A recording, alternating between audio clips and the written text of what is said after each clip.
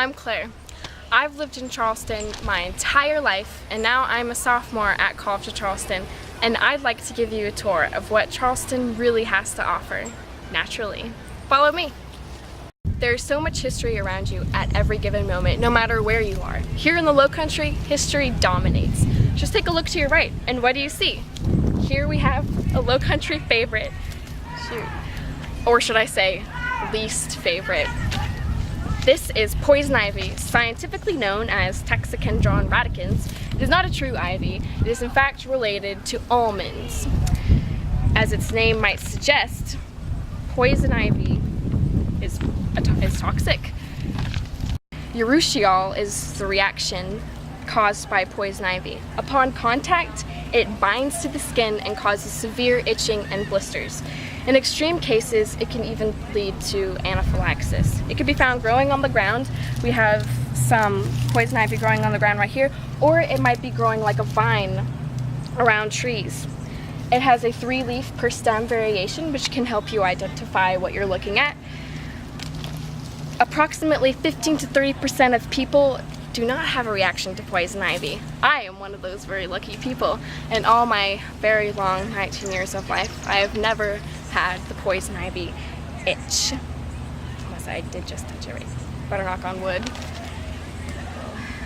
That's bad wood. Salt marsh ecosystem begins with tidal creeks, and they are surrounded by tall spartina, and you will find them back there in the distance.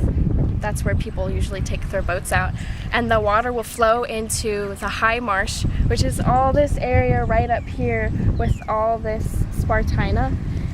And then it'll flow into the low marsh, which is right here where we are. And as you can see, the water is coming in right now, so the tide's coming in. Then you'll reach the marsh border, where you'll find the transition communities, which will eventually lead up to your climax community, which is also a maritime forest.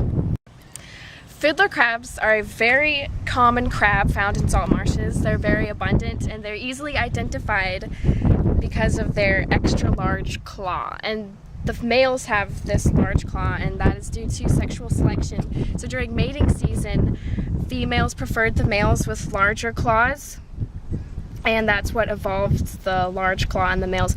Also, they'll have a purple pigmented area on their backside of their shell, and this is another factor that determines the sex of the crab. And females, their claws are both the same size. And they'll use their smaller claw actually to forage and eat. And their large claw, they'll wave it. You'll see, if you go out in a salt marsh, you'll see a lot of them waving their claws up and down, and this is to warn to warn other crabs to stay away. But look at that one. Do you see that one going from side to side? Yeah, I'm filming it. It looks like they're dancing. But they'll do this to tell others to stay away from them. Or they'll be like, I'm the big and I'm the baddest. Another very common organism found in the salt marsh are periwinkle snails. And these are everywhere.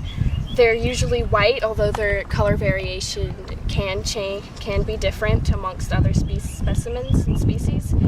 But they are usually attached to the spartina, also known as the cordgrass in the marsh, and they eat the offwitch, which is a substance on the grass. However, there is a current marsh dieback, which is a very big problem in the tidal marsh ecosystem right now, and it's because the periwinkle snails, they're not just eating the offwitch on the spartina, they're eating the actual plant. So as you can see right here, there is a tremendous marsh dieback in this specific area right here, and that is because of the periwinkle snails. And several years ago, I live right in that house right there, so several years ago this area was very full of spartina, and it has died greatly because of the periwinkle snails. These are a few pictures of dead spartina. These brown clumps are evidence of marsh dieback, possibly caused by the periwinkle snails. Eastern oyster is native to the Low Country and the Atlantic.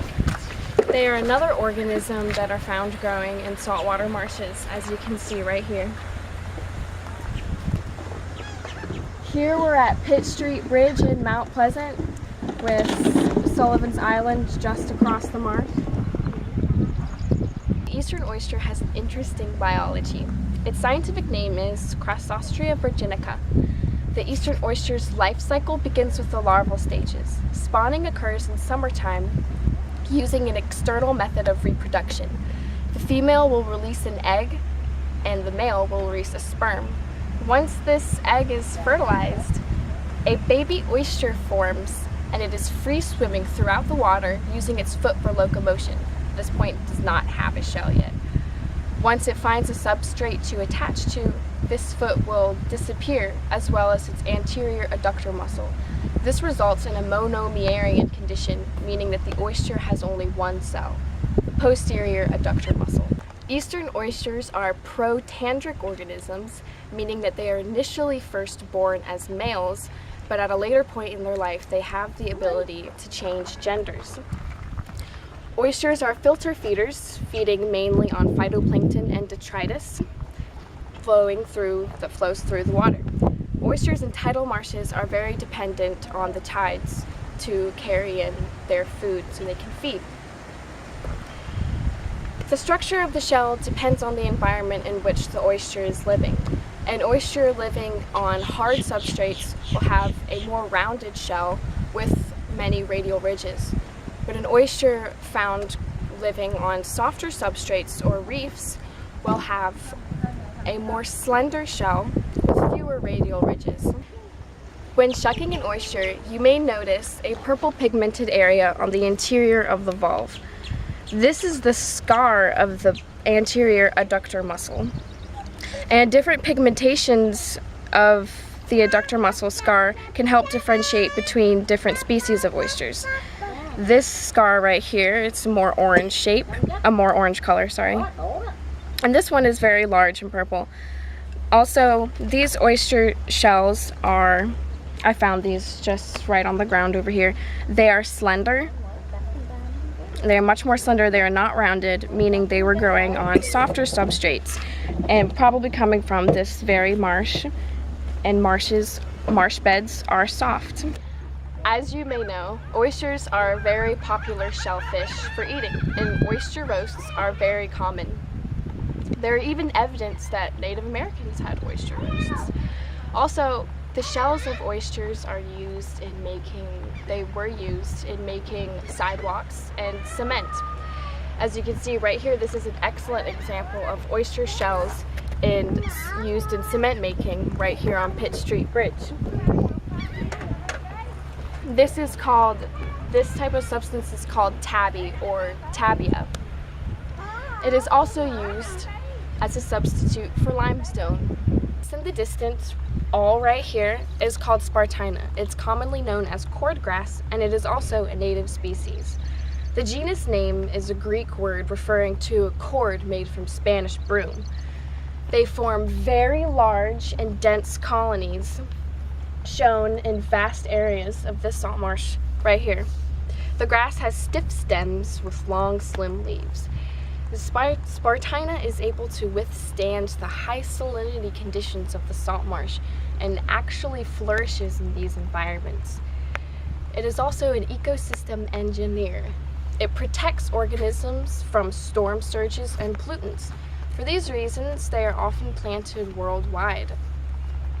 Sometimes they are planted to prevent erosion. However, there are a few invasive species in some countries. In British Columbia, Spartina angelica invades mudflats, saltwater marshes, beaches, and spreads very quickly and outcompetes the native plants. There are two methods of reproduction. One method of reproduction is clonal reproduction through underground rhizomes, and the other is from the seeds of the flowers it produces. So in a maritime forest, you'll find a lot of oak trees, or a lot of trees that contain a long, hairy-like organism, such as Spanish moss. And it's not actually a moss, it's actually related to pineapples. And they're a flowering plant, and they're also an epiphyte, so it does not hurt its host that it lives in. It collects its nutrients from debris that flies pass through it. Another common tree in a maritime forest that you'll come across are pine trees, and these specifically are loblolly pines. And there are a lot of juvenile pine trees right here. And pine trees need a lot of space on the ground to grow. If there's too much foliage or too many plants on the bottom, they won't be able to grow because they need a lot of sunlight.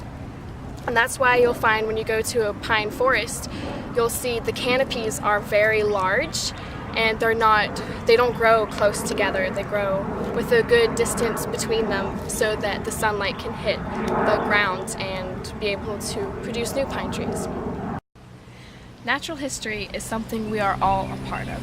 It surrounds us, we surround it, we are natural history. Thanks for watching. Here's our okay. Stay away from them. So as I was trying to catch these guys, they were waving their claws at me. This one doesn't really seem to do so.